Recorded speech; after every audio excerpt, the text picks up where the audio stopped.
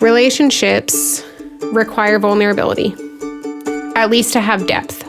But there's this misunderstanding that we have of we're supposed to not need other people, and, well, maybe I need other people right now, but only until I'm holy, and once I'm holy, I won't need other people. Like, somehow that's the goal we're striving for, and that's just not true. We need to be seen, known, and loved, and namely, listened to, and understood, and loved. And then we say, now let's work on this together. If you are just jumping to get rid of someone's problems without helping to meet them at the root of the problem, then those problems are going to resurface and you're going to have the same exact conversation in a few days. Sometimes the seek talks, every talk is just about not being broken anymore, and then we can actually get the real work done. That's just false, because that is the real work. What if the goal in mind is for this other person to feel seen, known, and loved?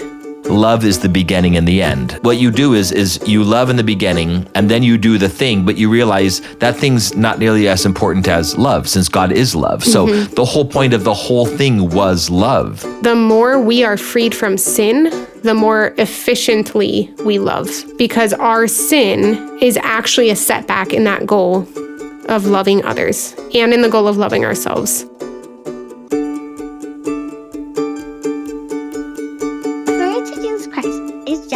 I'm here to welcome you to the What God Is Not podcast, where you could join Father Michael O'Loughlin and my godmother, Mother Natalia.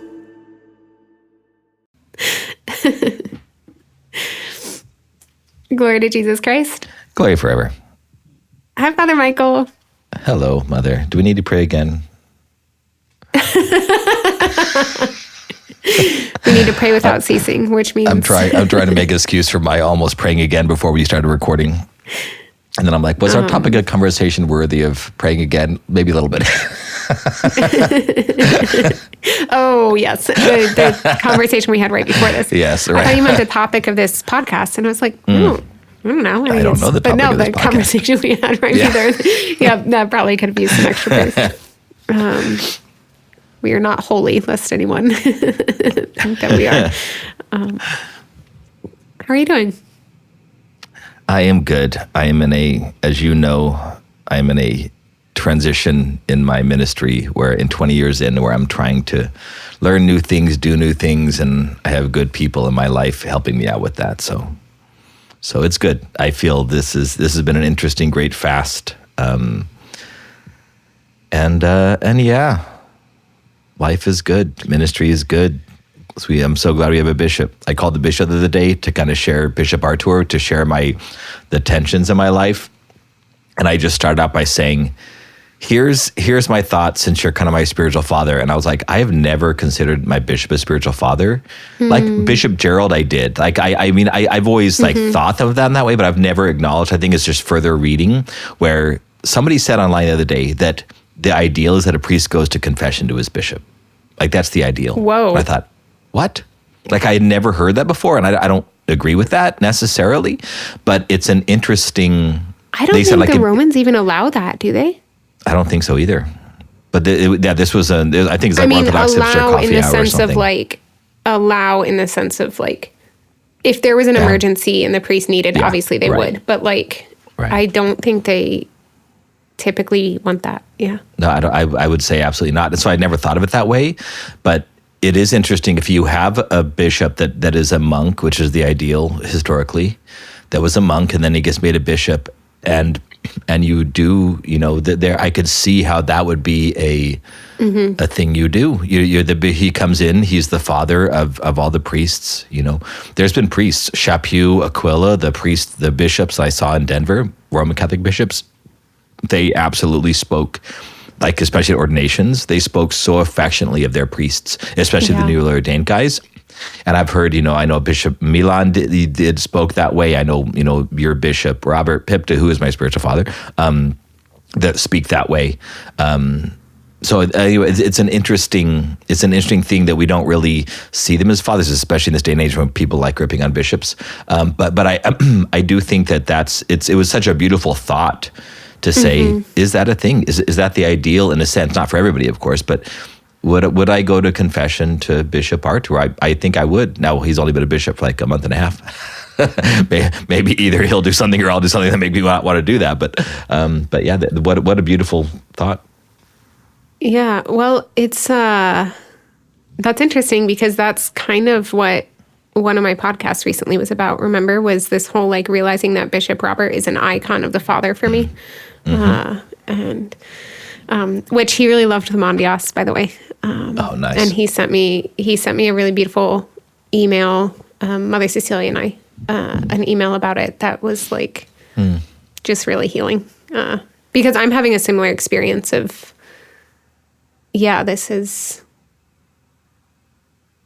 Anyways, maybe that's not podcast content. We're both going a spiritual direction to each other. Yeah, but I do. Bishop Robert very much is an icon of the father for me. That's the point. Nice. So, okay, we are. So, as you know, Father Michael, and as our listeners, I at least referenced at some other point that this was going to happen, but I just recently gave a talk to some employees for Google. And I liked the topic so much, and they seemed to like the topic so much that I was like, I'm just going to use this for a What God Is Not episode. And so for those who listen to both, like for those Google employees who listen to this podcast, well, I was going to say, I'm sorry, you're going to hear the same thing, but that's not true because now they get your input as well. So it's going to be expanded, which is really great. And I also want to say... What? And probably lessened. I'm being self-deprecating. Oh, please don't. Okay. I also want to say that I was I was just really edified by the group that was there. I was really impressed by their receptivity, first of all, and especially by their attentiveness. Like I find when I've done things online over Zoom or whatever for, to give talks or whatever, it's, I find people are often just distracted or are not super engaged or whatever. But the screens that I could see, people were really engaged and listening. And I was just so impressed by that. And I think I was expecting. I'm guessing this is voluntary too. So that's usually. Oh, it is voluntary. They don't need to be there. So, but still, yeah. But I mean, even when I go to, like when I give talks online for other things that are voluntary, I just find that, so yeah, I mean, even myself, when I like you and I talked about this in direction, like when I took the canon law class, I was often very distracted during class and like trying to, like being stressed about this other thing that needs to get done and so I just was in person is so much better and so much more human. Yeah. And I think that's reflective in this, yeah. So I was impressed by that. But anyways, what I told them we were talking about, what I had given as a title, which is so hard for me. Like people ask for a title for my talks and I'm just going to be honest, I don't write my talks far in advance. And write is a strong word. Welcome to the club. Welcome to the club. Yeah, exactly. Like it's now, so this Google Talk, I actually typed out some notes for it, which I have here in front of me, like half an hour before logging on. And I had been, like, it was in my mind percolating and in my prayer percolating. And so I had kind of a general sense of the things I wanted to touch on, but I just took some time right before to just put it in order, right? But that's hard for me when so proud of you. Yes, I know. Because you used to worry so much about these things, and now it's like a part of your life, and that's amazing. Yeah. Well, and I think it's part of it, it can tend towards laziness, so I do need to keep that in check. And like procrastination. But in some part, it's genuinely like I've learned that just the Holy Spirit gives people what he wants to through my talks. Us. And it's, And so, and I just talk I'm more enthusiastic. I'm more zealous in the things that I'm sharing when it's the things that are like fresh on my heart from the Lord. As opposed to like, I prepared this thing and typed it up 4 weeks ago and haven't really prayed about it since. It's just, that's a much drier delivery, you know? And I want people to have the enthusiasm that comes with it. And I want to be excited about what I'm talking about. And so I try to at least make the title somewhat generic so that whatever I'm praying about can like fit into that, right? Like I'm speaking at the Denver Catholic Women's Conference in October, and I don't know if they've announced that. I might have just announced that. Sorry, Denver Catholic Women's Conference. Anyways, and they asked me for a talk title now, and that's 6 months out. So I'm like, I got to think of something real generic because I have no idea what the Lord's doing in my heart in 6 months.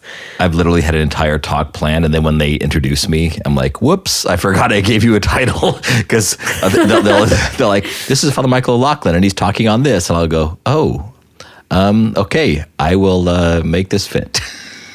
Well, the other thing that I do, this is so bad. This is so bad, but I just always get away with it. I think it's because I'm a nun. Or maybe because I pulled a whole like, oh, sorry card, like really, like it's just adorable. And people are like, fine. You just get away with a lot when you're a nun. Bree and Steve, can you turn that into a ringtone, please? The, oh, sorry. Natalia just did. But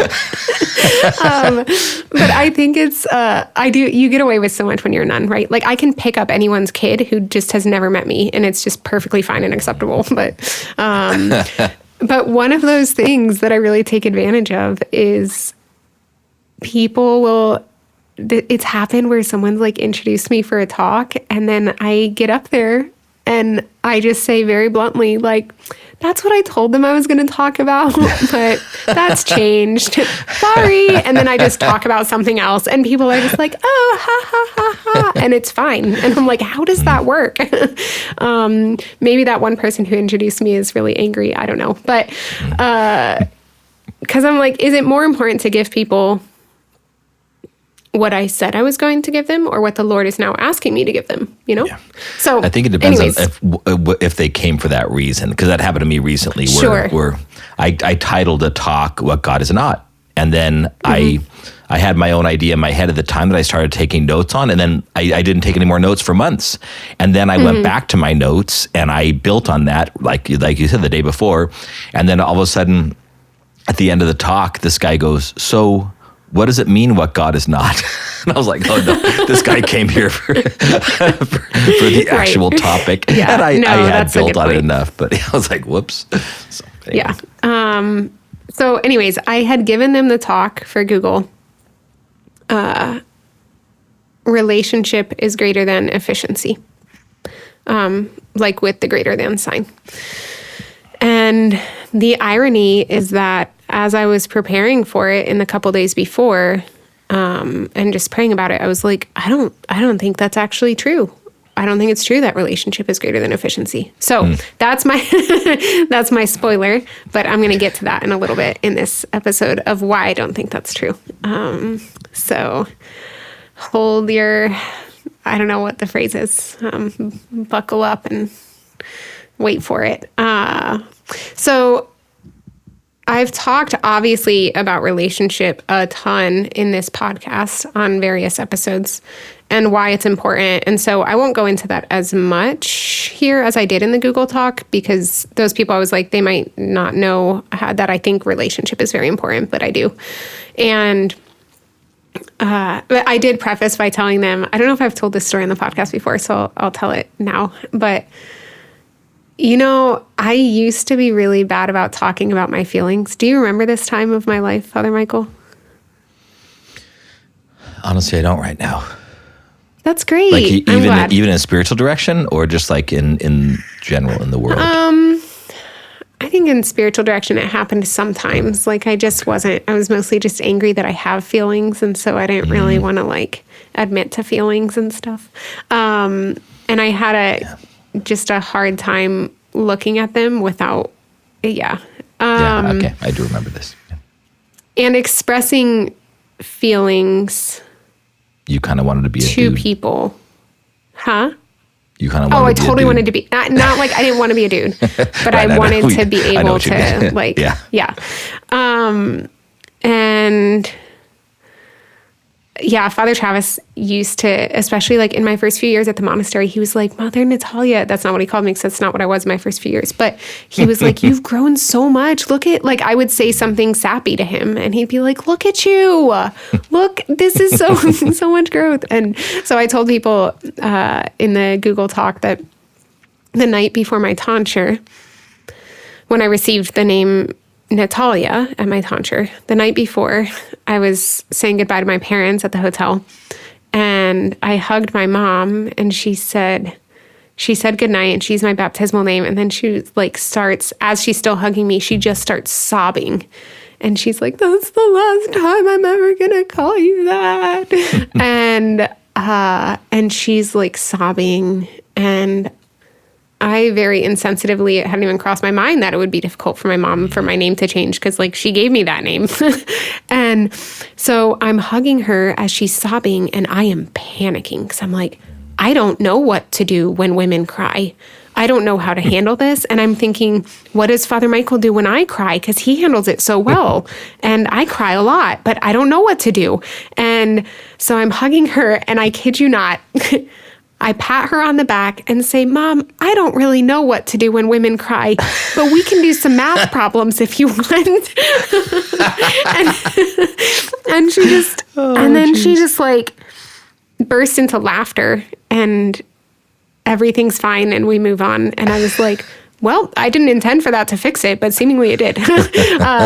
So all that to say, I've not always been good at interfacing with feelings, but I am getting better at it. And we talked about this in the episode a little bit, I think, Dispassion, Vulcans, and the Garden of Gethsemane. But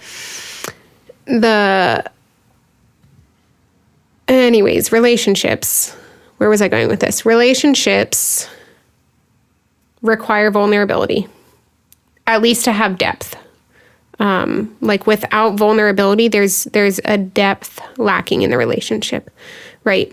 And what that vulnerability looks like is obviously, it varies depending on the type of relationship, because different kinds of vulnerability are appropriate to different kinds of relationships, right? Like you, even as my spiritual father, are vulnerable with me. I am vulnerable even with my spiritual children. But that looks different than how you're vulnerable with a brother priest, or how I'm vulnerable with one of the nuns, because it should look different. But there is a vulnerability. And my spiritual children would not, I really just don't think it would be as fruitful if there wasn't some level of vulnerability from me, you know? Some of my spiritual children, even like, we have to spend the first 5 or 10 minutes, like they want to know what's going on in my life and how I'm doing. And that's actually an important part of our meetings, because I think they need some sense of like, my heart is open to them. Again, appropriately, right? I'm not sharing like, yeah, anyways. Deepest, and darkest, yeah. But there needs to be, especially for some of my directees, like they need that in order for them to feel the safety to open their hearts to me. Mm-hmm. So, and we've talked before on the podcast about how, like, I understand very well, because I experience it myself, the temptation to not want to need relationships. It's scary to need other people. And I think, so this is where I'm getting to the efficiency. I think that just like we want to not need other people. Okay, 2 reasons I think we want to not need people. There's lots of reasons. But one of them is, I think, a holy misunderstanding. We think we're not supposed to need other people, which we've talked about on the podcast before. We think that we're supposed to only need God. And it's difficult to talk about because in a sense that's true, right? In the sense of like, but I think of it as God allows us to need other people. In the sense of his normal way of working in our lives is through other people. So that's not to say he created us to need other people. It's like yes, he created us to need other people. Yeah. I guess the reason I give the nuance is because obviously I'm not saying if someone's in a prison camp somewhere and they're put in isolation, that means they can't be saved because there aren't other people. Yeah. Like, obviously that's not what I mean. But the natural means, but I think in that case, it is God is providing supernaturally for something that we were created to receive in a natural sense in community. God himself said it's not good for man to be alone, right? So I think that there's this misunderstanding that we have of we're supposed to not need other people, and well, maybe I need other people right now, but only until I'm holy, and once I'm holy, I won't need other people. Like somehow that's the goal we're striving for, and that's just not true. But that misunderstanding, again, I think is like a holy desire. It's just a misunderstanding. Like when we've talked before about misplaced compassion. But the other thing I think is just a self-protection, a desire for control. Like if we need other people, then there's some element that's out of our control. We don't know if that person's going to respond like we want them to. We don't know if that person's going to be in a good headspace when we bring our struggle to them. We don't know. So there's just so much of that that's out of our control that we want to not need people as a self-protection. And I think this is part of why some of us, I think myself far more than Father Michael, get sucked into this temptation towards total efficiency. I think efficiency is also a self-protection because it gives us an illusion of control. It's there's something that's measurable. It's like I have this list of things that I want to get done, and it's objective, right? Like relationships are just far less objective. Yeah. Like I had a conversation with a friend recently in which we were both, like it was so painful, this conversation. We're both crying and it was really, really hard. But I also know it was so good and so fruitful, and it was exactly what it needed to be. But that's like a lot harder to judge because relationships are just more messy than efficiency, right? And it's like I could in this moment, it's just more measurable, I think. And there's a greater sense of control and there's something, anyways, I'm going to keep going unless you have something you want to cut in there. No, it's interesting. It's interesting because I'm trying to find a way, and I'm not gonna do it right now. But I should try to think of a way that, since my personality is so relationship heavy and not efficiency heavy, but I'm sure those same vices are there, like in a different way. But anyway, I don't want to distract from where you're going. Well, when I get into, you know what? I think actually when I get into why I don't think relationship is more important than efficiency, maybe at that point you'll okay, nice. You'll be able to think of a way to fit it in. I'm not immediately thinking of a way to fit it in, but I imagine you might. Okay. So what I said in the talk was, we can think of the Pharisees who like wanted to check all the boxes and make sure they were following the letter of things. Because again, that's controllable. It's measurable. You can know I've done good versus I've done my best. Like the I've done my best is far more subjective, and we've talked about this before, at the end of the day, and you've been giving yourself, how do you know if you really gave of yourself as much as you could have or where you were lacking, or because there's this messy mixture of human weakness and woundedness and tiredness and all of that. And so there's just, to have a checklist is just a lot more objective. And so then it requires less of a trust in another, and it requires less of a surrender to another, even that other being God. When I can say, these are the things I had to do and I did them, then there's this, control aspect. But we use the example of the Pharisees, but I think it's important to remember, and we don't often talk about this, like, it's not like all Pharisees were bad. And some of the Pharisees even did receive Jesus and follow him, Paul. It's not like that's what do you say? Paul. Yeah, Paul. Nicodemus, eventually. And so it's not like Nicodemus was a Pharisee. Is that true? Did I just make that up? You blanked out for a second. I missed that part. Nicodemus was a Pharisee. I'm just kidding. I didn't want to. I want to put it like I didn't hear it because I don't know. So that you don't have to actually. Okay, fine. Well, we're going to move on. But anyways, not all Pharisees were bad. And that's like that type of personality is something that Jesus was warning about. And I think part of that was just like,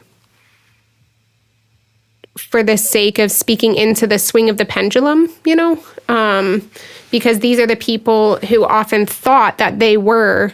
He was a Pharisee. Justified. He was a Pharisee. Okay, thank you. That they were justified, that they were righteous.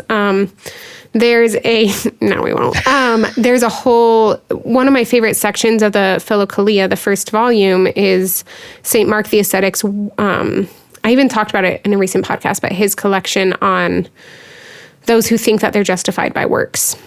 So anyways, so not all Pharisees were bad just because they were efficient.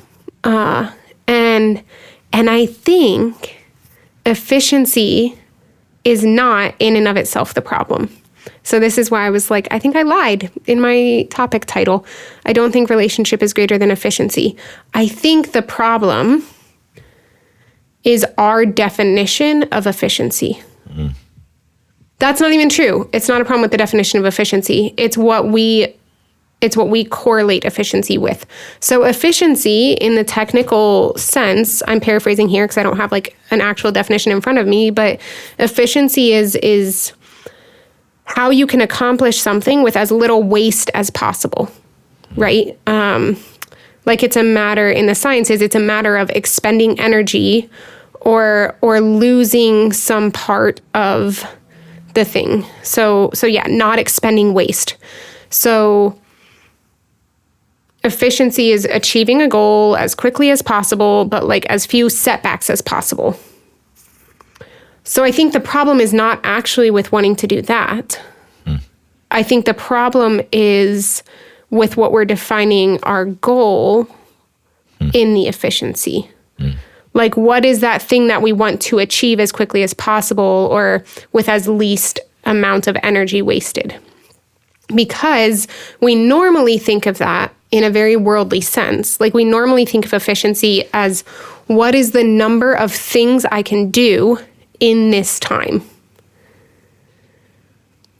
But the example I gave, and I think we could come up with lots of examples, but the one that came to mind regarding relationships, because I think if we think of the goal in this efficiency project as love, because this is Christianity, right? The goal is to love. The goal is to love for me as a nun, just as it is for you as a priest, as it is for the person working at Google, as it is for the person picking up the trash, as it is for every Christian, right? So what if in a relationship, like say you're in a conversation with someone, maybe efficiency is good in that conversation, but not thinking of it as how do I get through this conversation as quickly as possible? How do I solve their problems as quickly as possible? How do I solve their problems as easily as possible? What if the goal in mind in that conversation is for this other person to feel seen, known, and loved. In that case, the most efficient way to do that is to measure all of your words, all of your actions, all of your expressions on whether or not you are reaching that goal. Like, how do I best use my words to help them to feel seen, known, and loved? And also to be seen, known, and loved myself, right? Like, relationship is two-way. I'm just coming up with one goal.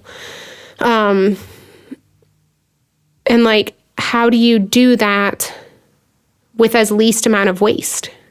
So excise from that conversation and from yourself anything that won't contribute to that goal.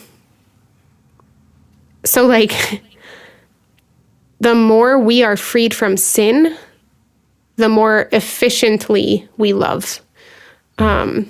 Because our sin is actually a setback in that goal of loving others and in the goal of loving ourselves, in the goal of being in communion with the Lord, right?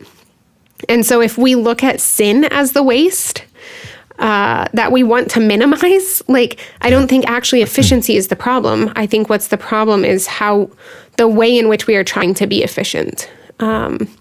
Because I've thought of this with, I'll pause after this, but I've thought of this. No, I'm not going to pause after this. I want to give what I'm about to say and then one other example. And one's an example for me and one's an example from you. And then I'm going to let you, say whatever you want. But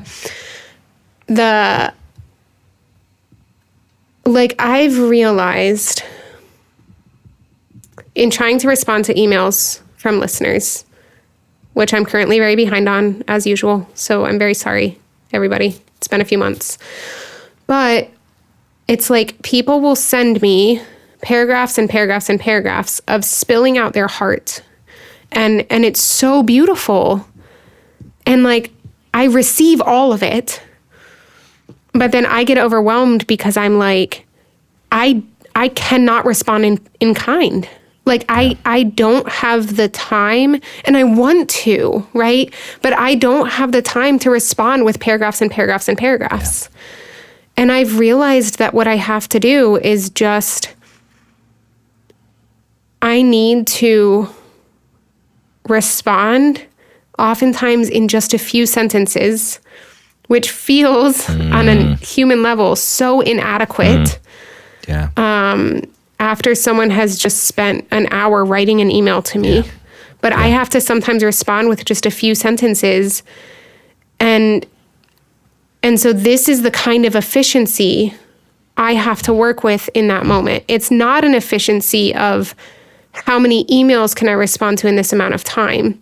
It's an efficiency of within this email, how can I use this little amount of time that I have to best show this person that I have received them and that I see them and that I love them? Because that is the case. And I just don't have the time to express it. So I have to use the time that I have. And what finally helped me make this shift and to realize that's acceptable. I don't know, maybe some of our listeners are pained when they get a short response from me, but it's what I can do. I've realized that this would happen to me with Father Boniface. It's like, I feel like he needs all of the context for something in order to really understand what's going on. And so I'll send him an email that's 3 paragraphs and he responds with a few sentences. And in those few sentences, I feel seen, known, and loved. He has spoken into exactly the place I need him to. I didn't need a 3-paragraph response to match mine. I just needed to know. And so that's one thing. And then the other is because I think even in relationship, again, I think we need to keep that goal in mind of helping the other person to feel seen, known, and loved, because sometimes it's not a matter of we're trying to rush along the conversation or we're trying to fit more things in or something like that. But the kind of efficiency that we're slipping into within relationship is, how do I solve this person's problems as quickly as possible? Because getting rid of their problems is the goal. And so I just want to say, getting rid of someone's problems is not the goal. And in fact, there's an inefficiency to that, if you think about it, because if you are just jumping to get rid of someone's problems without helping to meet them at the root of the problem, then those problems are going to resurface and you're going to have the same exact conversation in a few days. And so it's like, that's actually not having a lasting healing effect. And so in the long run, it's inefficient, because it's one of those things that committing the time to at the beginning saves time in the long run, right? And I'm not saying like do this just for the sake of saving time. I'm just saying like if you're doing this to be efficient, it's not even efficient. So, and the example I wanted to give of this, and to show that I think even that desire for efficiency is not coming, I think it's often coming from a very good place in our hearts and a good desire. So I had something happen a couple weeks ago that was just so painful. And I was in a lot of pain, and I was embarrassed that I was in a lot of pain because I felt like this thing shouldn't have been as painful as it was. Like I was like, I should be bigger than this. I should be holier than this. This shouldn't hurt me the way that it is. I know the person probably didn't even intend it, and so on and so forth. So I'm sitting down with someone, and it comes up in conversation. It's a long story as to how it came up, but it came up. And I shared this pain with them, and their immediate response was, oh, but I'm the reason that person said that is this, that, and the other. And like, I know what was going on there, and what she was trying to say, this person I was talking to, was like, you don't need to be in pain because this is the explanation. She was trying to just very quickly get rid of the pain, which I totally understand, because again, that's coming from a good place, right? She sees that I'm in pain. She sees that I don't need to be in pain. So she's like, great, I can fix this problem. But then she's done, and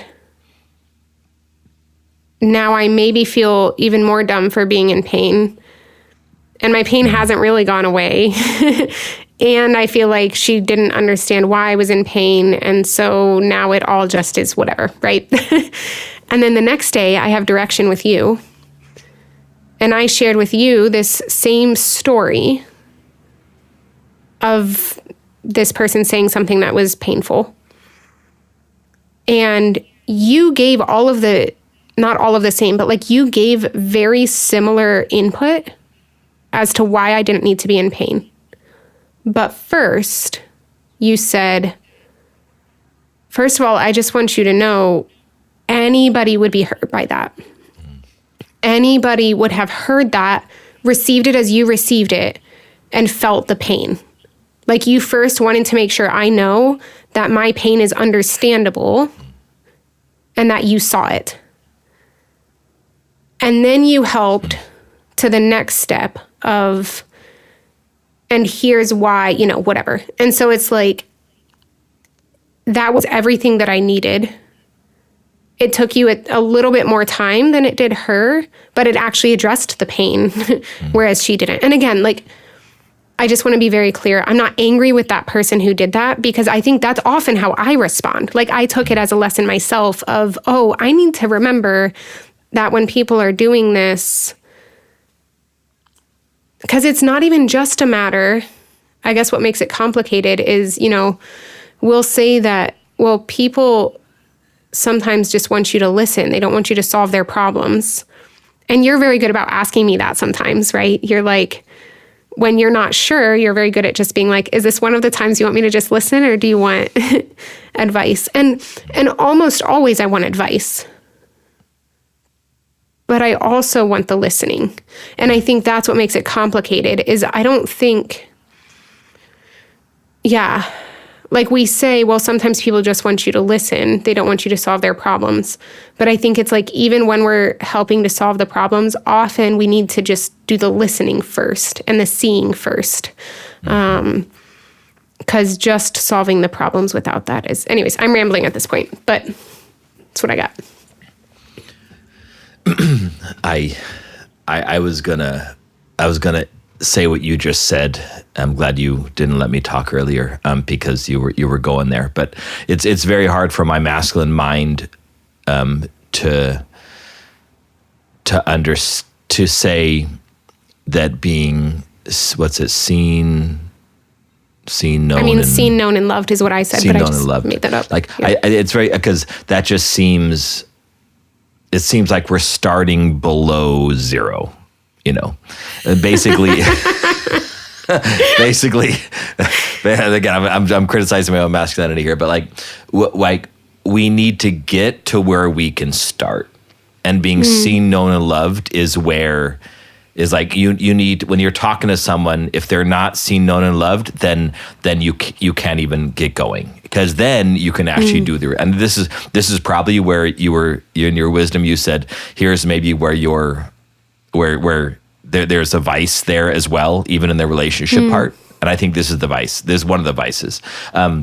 Because in my mind, you're like, that's the initial frustration. Now, I love getting people to zero. I know that's not even a good image, but I'll show you why it's not a good image in a moment.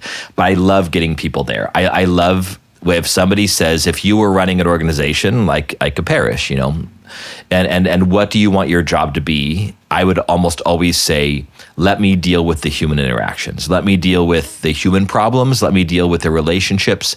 And let me work within the people to get them so that they're able to do their jobs well and not have issues with other people, et cetera. So we get to zero. This is my criticism I've had in the past of, again, it's totally inappropriate, but this is my sinful criticism of sometimes the Sikh talks, is that they all just we seem to be so broken that every talk is just about not being broken anymore, and then we can actually get the real work done. That's just false, because that is the real work. Of course it is. Like we are all broken. We're all sinful. Like, look at the ladder of divine descent, which we're kind of meditating upon this week, right? So there's there is that is the real world, because I think when, in the way you just said, it was great, because we need to be seen, known, and loved, and namely listened to and understood and loved. And then we say, now let's work on this together. So that's where people that were thinking like I was just now need to be reminded that you're not going to work on that thing well until you've, and as Whaley would say, earned the right to be heard, until you've listened and you have a relationship that can actually progress. And then you work on the thing. Whaley. And then you work on the thing. And then when you get to so what I wrote down here is love is the beginning and the end. So you have, what you do is you love in the beginning, and then you do the thing, but you realize that thing's not nearly as important as love, since God is love. So the whole point of the whole thing was love. And so what may seem to some people to be only getting to zero so we can actually get real work done. What is the real work? The real work is making sure that we get to love, because God is love, and union with him is the entire goal of the entire world and everything we do every single day. So this also is, I think, where the stereotypes of men and women can be so helpful to each other, because there is a certain need for that, for the it's not getting to zero. I regret that I said that, because again, it is, but I acknowledge that I said that. I'm glad you said it, because I'm glad you acknowledge that this is what it feels like. Yeah, that's what it feels like, exactly. That's the thing that we need to, that's the hurdle that we need to get past, is thinking that's the false efficiency. Yes. Yes. And so there is because if you look at it, again, the three basic steps of the spiritual life, catharsis, photesis, and theosis, the purgative, illuminative, and unitive ways. first we purge. There is something. We need to get rid of sin. We need to get rid of all the things that are keeping us from being filled with the light of Christ and therefore having union with Him. The indwelling of the Holy Spirit. So there is a lack there that we need to acknowledge while we are working. So yes, if there is a real issue that needs to be solved, and I'll tell you after the recording of something that Hope said to me when I was having a conversation with her yesterday that's pertinent to what I was talking about earlier. But like, it was so good. And it was exactly what you're saying. Like I need to be vulnerable enough to say I needed to hear that little bit of being seen, known, and loved, and for her, it came at the end of the conversation because that's the way that this Holy Spirit ordered it. But it was exactly what I needed to hear. But anyway, there is again, Whaley, right? You earn. I don't know where he got it from. You probably got it from somebody, but earn the right to be heard. If you're again, belonging, belief, behavior, all these Whaleyisms, you need to feel like you belong before you'll believe. And then you need to believe before you'll behave a certain way. You need to earn the right to be heard. If you're talking to someone, you need to make sure that they will actually listen to you. And you do that by actually listening to them and revealing that you do see them, you know them, you understand them, and then what flows out of that is a love. And then you can say, now let's get working on this specific thing that will hopefully end in the love of God. Yeah, and I had a few things I wanted to say in response to that, but is it okay for me to I'm done. I feel like I was very ineloquent, but no, I think that was great. Please fill it out. And I think it's really great.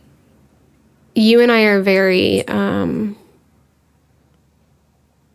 well, I was going to say I think we're opposite ends of the spectrum on this, but I think over the years we've both been kind of tempered in a good way, towards the middle. So I think we're probably closer than we once were.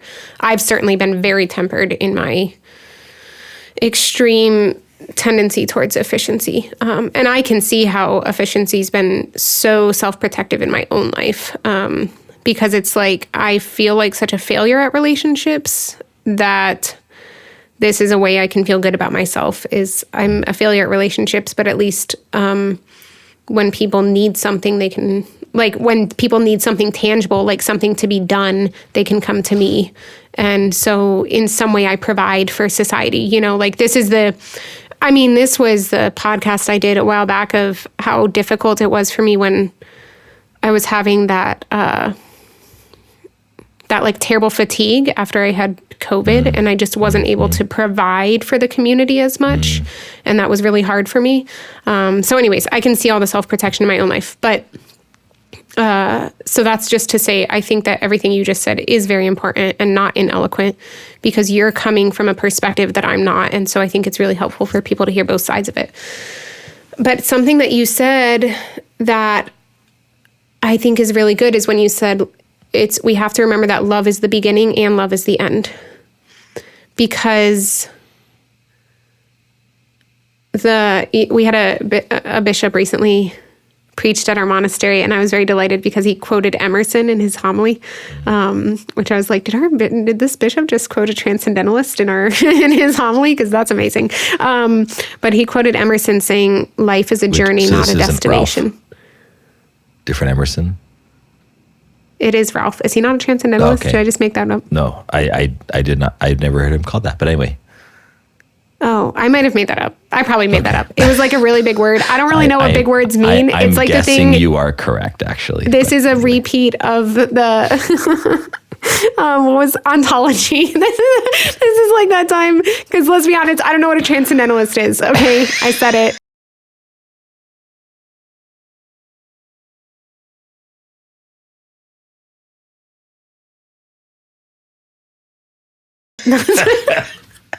Can we please move on? Please move on? I'm really embarrassed right now. Okay. We're not going to edit any of that out because it's really good for my humility. God bless you. Oh man, I'm really warm right now. Okay. So, Anyways, he quoted Emerson saying, "Life is a journey, not a destination." And this He bishop is said, absolutely a transcendentalist. "That's great, but it You doesn't are change the fact that I don't know what correct. I meant when I said that." Okay, let's just keep going, Father Michael, please. So this bishop said, "Oh my gosh, I need to take my hoodie off. I'm so embarrassed right now." He said he would say faith is a journey, not a destination. And I amended that a little further to say I would say love is a journey, not a destination. And of course, love is the destination. Like you said, love is the goal. But it's not only the goal. It's also the journey. It's what I talked about when I talked about the Mondias and when I talked about training for this race, is that it's not just about the thing at the end. It's about the encounter that's happening now. And I think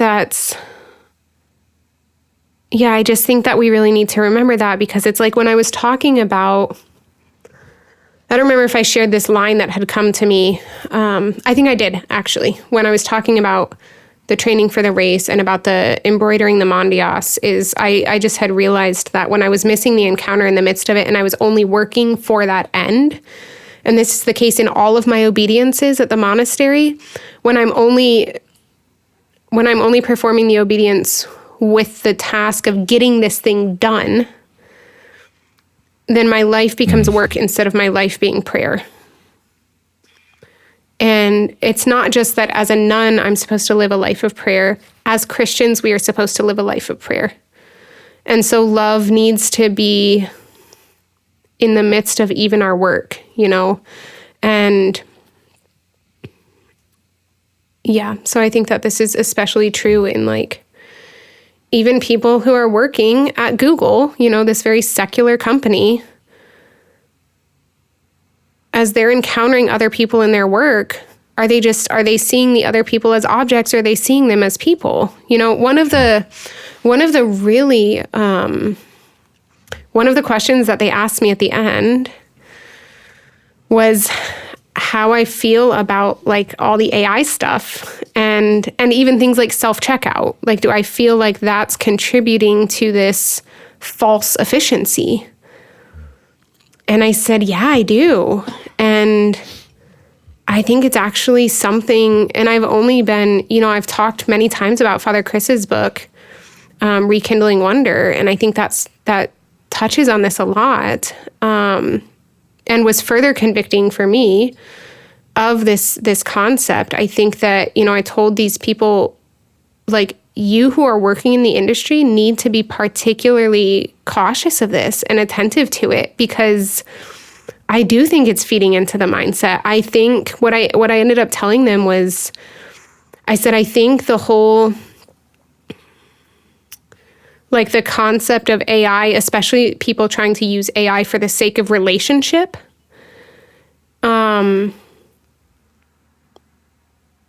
it's people wanting the resurrection without the cross. It's people wanting, Pascha without Lent. You're wanting the good feelings of relationship without any of the risk that comes with it, without any of the pain, without any of the messiness. And that's just not how life in our fallen world works. Because, to go back to the beginning of this episode, relationship without vulnerability doesn't have depth. And we've talked before about how the word vulnerable means able to be wounded. And so the AI stuff is taking out our ability to be wounded. It's taking out the vulnerability. And so I think it's taking out the depth. There was a NPR story, from Mother Natalia. It was NPR, and it was on the radio, so I couldn't pause it. It wasn't a podcast, so I had to run some errands, and so I missed parts. So NPR, don't get mad at me if I mess this up. But there's this woman who started. There's some AI, probably of Satan, dating thing where you invest in AI, and then AI responds to you saying the exact words that you want to hear from a mate and someone you're dating, and it's just kind of that you're sharing your heart and it's giving all the right answers, and it's basically just been trained. I don't know what to make you feel data, seen, known, and loved. Yeah. I don't know what data they use, but it's like they probably go to dating sites or something like this, and they just take all this data and give it to this AI bot, and the AI bot does it. But this woman got so addicted to it, and she like shared all this. She was on the show. Like, she got so addicted to it that she basically it was an app, I'm guessing still, and she just used too much data. So basically they had to cut her off because she was having conversations with this AI bot so much. They had to cut her off, and so she literally had to start over from zero. And she did. Like, she started over and built up this relationship again with the same app. And he had to, like, the AI bot had to learn about her again, and she had to, again, because it would learn about her life and what she wanted to hear and how she responded to it, and if she responded positively or negatively. And she did. She started all over again. I thought, I wonder if there is a, we know it's built into us to have certain sacrifices or vulnerabilities or relationships are supposed to be hard. So like, she was in the beginning, she just wanted the easy stuff. She just wanted all the resurrection without the cross. She just wanted all those things. But then when the cross presented itself, namely have to start all over again, she actually leaned into it, because part of her said, this is what love is. Love is actually putting in the work. And it's so sad. It's completely tragic, but it shows two almost different aspects that are beautiful of our human nature. One is that we want the resurrection with the cross, but also a second one is we acknowledge that love involves the cross. And so even if the cross isn't there, we'll insert it into a relationship with AI even. Anyway, I don't know if that's the case, but you got me thinking about that. Oftentimes there's these nuances, and you can kind of see even a beautiful part of how God created us in a completely twisted situation like this. Yeah.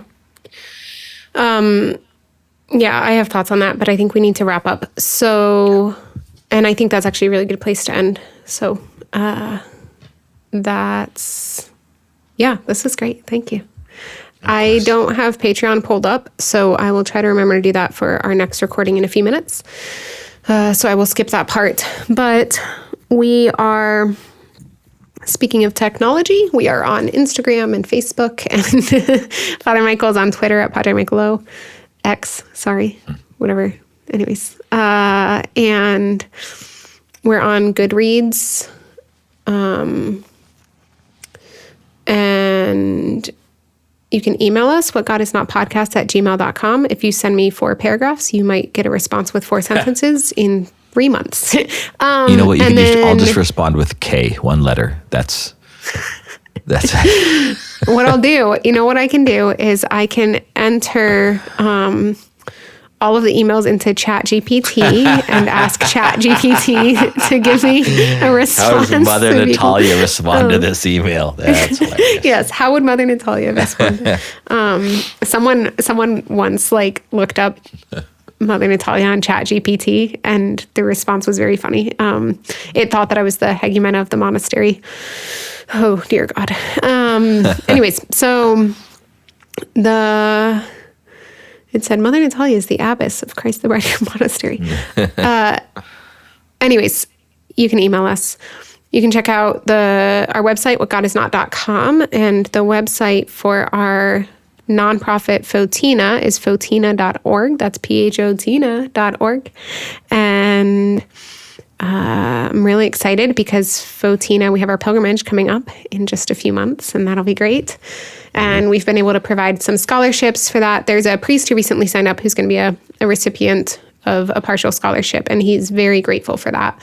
And he said that he said he'll only accept the scholarship if on the condition that he also writes a prayerful reflection at the end to be able to share for the benefit of future pilgrims. And I was like, that's so beautiful. So thank you for your support of that. We also were able to use some of the funds to help with another Catholic podcast that's starting up. So once we have information on that, and once that's released, I can tell you about that as well. Did I forget anything? Probably. It's fine. We'll cover it on the next episode because you do a much better job of this. All right, prayer intentions. I will ask for prayers for... Why do I never think of this ahead of time? And I get so stressed.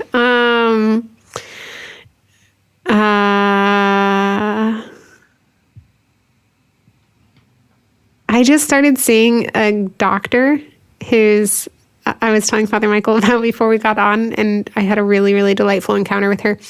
And I don't know that I should like publicly say the doctor's name, but she's very beautiful, very Catholic, pretty pregnant, and just really delightful. So, and she's just really like invested in helping me. So with some different, nothing serious, nobody panic. There's nothing serious going on with me.